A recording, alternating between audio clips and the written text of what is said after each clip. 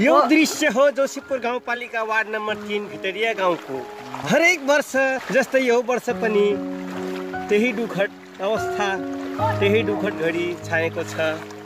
सेदेउदेखि यो काँडा नदीले यो गाउँका मानिसहरूलाई यसै गरी नै जोखिम निम्त्याइरहेको छ।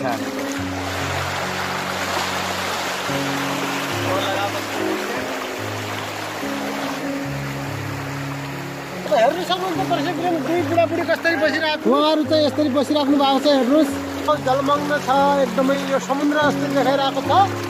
अनि यसरी यो अहिले गर्नु यो घरको बाहिरको अवस्था आधा घर डुबिसकेको छ। अब तपाईँ आफै मूल्याङ्कन गर्नुहोस् कि यसको भित्र एउटा रुख छ, यो हेर्नुहोस् रुख पनि आधा डुबिसकेको छ। यो हाम्रो गाउँको रुख। अब यहाँ क्षतिपूर्तिको त कुरै छैन, क्षतिपूर्ति भन्ने सरकारले दिनै सक्दैन। त्यस्तो किसिमको यहाँ हामीमा एकदमै यो दैविक प्रकोप पढिसकेको छ।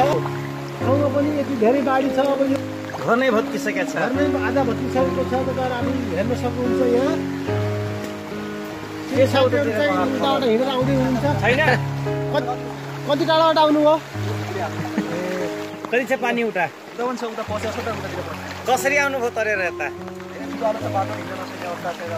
एकदमै गाह्रो अवस्था छ। अर्को साथी चाहिँ मोबाइल चाहिँ उस्तो राखेर आउने हुनुहुन्छ। हेर्नुहोस् यस्तो अवस्था भनेको यो हामी समुद्रमा हिँडेर जस्तै लागिरहेको छ। चारैतिर पानी नै पानी छ, माथिबाट पानी छ, वरबाट पानी, तरबाट पानी, बाढीको पानी त कुरै नगरौँ। यस्तो अवस्था हामीले यो पहिलोपटक देखिरहेका छौँ।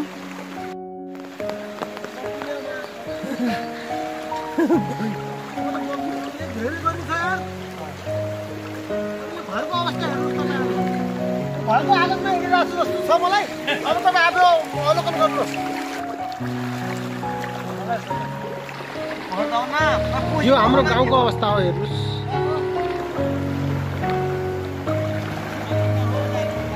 यति धेरै पानी छ।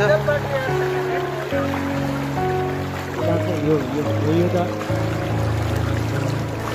हाम्रो पठाएको